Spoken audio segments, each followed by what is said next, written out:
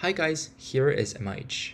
About half a year ago, I received a few grams of tetrakis triphenylphosphine palladium 0, or PPh3 from another friend doing chemistry, and I intended to use the compound as a catalyst in Suzuki and Sonogashira coupling reactions in the future. However, when I checked upon it recently, the compound has turned to a dirt brown color instead of the bright yellow color when I just received it, indicating that it is oxidized and decomposed by air. This isn't a surprise to me, because PPh3 is easily oxidized by air and should be stored in an inert gas atmosphere under low temperatures, but this vial is only charged with some propane and sealed with a rubber septum, so it's completely normal that some air leaks in and decomposes my catalyst.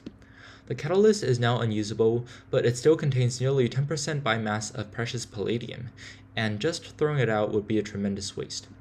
The standard recycling procedure I found online was to simply fire the powder at red heat until most organics oxidizes, which leaves behind a palladium-containing residue that can be leached out with acids.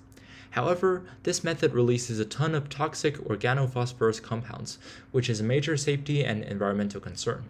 Hence, I decided to investigate on a safer and environmentally friendly way of recycling these spent catalysts, and managed to do this with a single step of boiling an ethanol.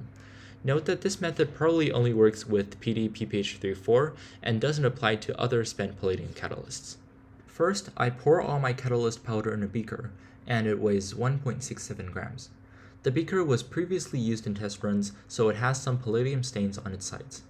Around 20 ml of ethanol is then added to the beaker, and I use the ethanol to wash out remaining catalyst in the bottle. Nothing seems to happen now, and the orange catalyst powder simply suspends in solution, as PPh3 isn't soluble in ethanol. However, when the mixture is heated on the hot plate until boiling and vigorously stirred, the color deepens to a dark brown. Here, PPh3 is oxidized by oxygen in the air to give triphenylphosphine oxide and black palladium metal particles, and ethanol serves to dissolve the triphenylphosphine oxide byproduct and enable fresh PPh3 surfaces to be exposed to air, greatly accelerating the rate of oxidation.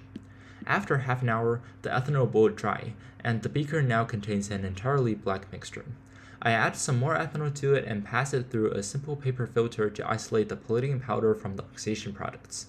After washing and drying, the palladium powder is scraped from the filter paper into the beaker. Using a sintered glass funnel is probably better to minimize loss during transfer, but my glass funnel was clogged and unusable.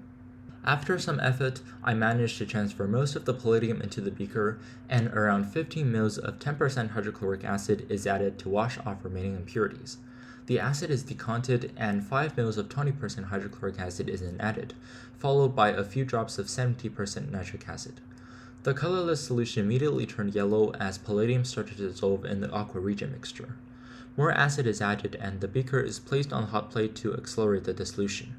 Normally, bulk palladium only dissolves slowly in such a dilute aqua regia mixture, but the powder dissolves rather rapidly, and only after 10 minutes, an amber red liquid containing mostly palladium 2 chloride is obtained.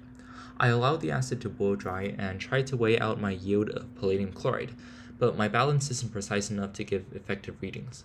Later, I used my jewelry scale to determine that I made 0.25 grams of palladium 2 chloride, which is essentially a quantitative yield starting from the 1.67 grams of PPh3 catalyst. As you can see, this method avoids the use of high-temperature incineration to remove organic matter, and thus is a lot more convenient and less hazardous than the classic method documented in literature. If any of you happens to have a bottle of old PPh3 lying around, I'd love to hear your experiences using this method to recycle palladium. See you soon.